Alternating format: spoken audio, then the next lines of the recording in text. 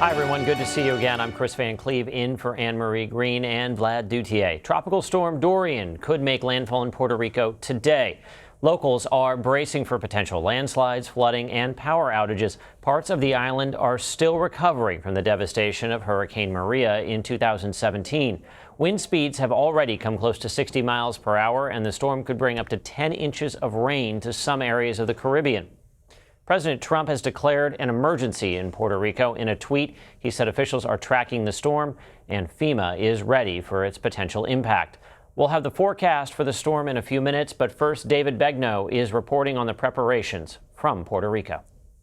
As Tropical Storm Dorian takes aim at Puerto Rico, people here are still recovering from the devastation of Hurricane Maria, and that was 2 years ago. So that's why now they are preparing for the worst. The island is not pretty anymore.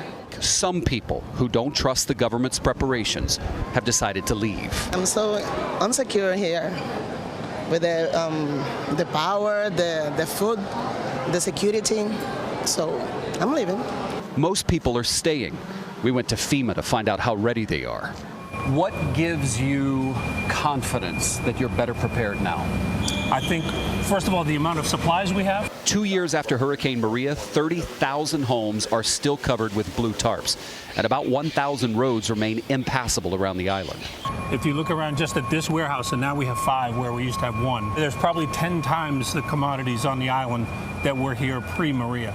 So we've spent the last 2 years learning some lessons and making sure that we're much better prepared. Yesterday, President Trump claimed that Congress approved $92 billion in aid for Puerto Rico after Maria's devastation.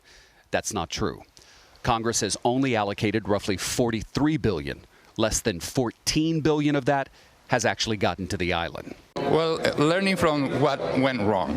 The CEO of the island's power company, Jose Ortiz, made a bold prediction last night. He said if the entire island were to lose power in a worst-case scenario, he predicts he could have the lights back on in 2 weeks. We have to restore as quick as possible. It's not acceptable what happened the last time that many people wait for 11 months to get power back. Imagine if it was your family. So it's going to be different. David, you covered a lot of ground in your story there. You spoke with people in Puerto Rico who are planning to leave ahead of this storm. What did they say is going to take for them to trust that the government can handle a hurricane?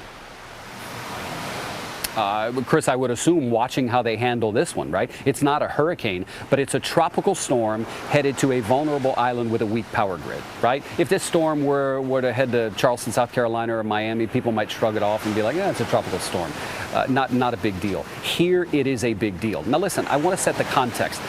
People are not fleeing the island in droves, okay? A majority of the people at the airport yesterday were leaving either because it was scheduled to leave or because the storm was coming in and they wanted to leave a little bit early. The lady we interviewed was unusual because she bought a one-way ticket. She said, Maria took too much out of me, and so I do not want to go through even a tropical storm with the local government here. I just do not trust them. So the majority of the people are staying, but they're preparing. 10 days worth of food and water. Gas lines are already farming this morning. Chris, people still have, as they tell me, post-traumatic stress from going through Maria. Well, and David, I'm sure it doesn't help that the territory's government has been a mess over the last few months. The governor has stepped down. Many of the officials in his cabinet are gone. So you have a relatively new government being tested with this storm. And yet they seem confident they have taken the right steps ahead of Dorian. What are they saying is going to be different this time? So you've got a governor who's been in office less than a month, right, who is leading the effort. But I have to tell you, from what I can tell, most everybody on the island, regardless of their political persuasion, is backing her. They want her to win. If she does well, they do well. Okay, that makes sense. So how are they doing better? We went to FEMA to see the 5 warehouses they have as opposed to the 1 they had after Maria. FEMA said they have 10 times the commodity compared to what they did before Maria. We went to the Power Authority. We looked at their inventory yard. It was full. They said it was practically empty before Maria. They told us they have more than $120 million in inventory. Before Maria, they had less than $20 million. It sounds good on paper, It reads well on paper and it sounds good when you listen to it. We'll just have to see. The man who runs the Power Authority made a hell of a bold prediction, saying that 2 weeks, he believes, if the power goes out across the island in the worst case scenario, he thinks he could have the power back on within 2 weeks. I was like, wow, that's something that people are going to hold you to. And if you're wondering how can he say that, he says that the transmission lines on the island, those main transmission lines, were replaced after Maria. That's why he believes the grid has the resiliency now to withstand anything this tropical storm brings. You know, David, Hurricane Maria was 2 years ago. You know, I think a lot of people have sort of moved here on the mainland have moved past it and just have kind of forgotten that the effects of that storm are still lingering. Can you paint us a bit of a picture as to the conditions on the island and why a storm, even if it's not a hurricane, but that could bring 7, 8, 10 inches of rain, what that could do to folks who are still recovering? 1,000 roads are still impassable. 30,000 homes are still covered with blue roofs. If you call 911, you might wait for 30 minutes, an hour, or 2 hours. That's why this island is so vulnerable to even a tropical storm. If you're looking at this saying, David, don't overblow it, it's not a hurricane. Yeah, you're right. But it's heading to a place that essentially is the weakest of America's best. Puerto Rico is an American territory, right? They're not a state. They don't get the same resources as a state. But what's different now is the Power Authority has mutual aid agreements with more than 30 entities in the U.S. They didn't have that before Maria. What's different now is FEMA has more people and commodities in place today than they did before Maria.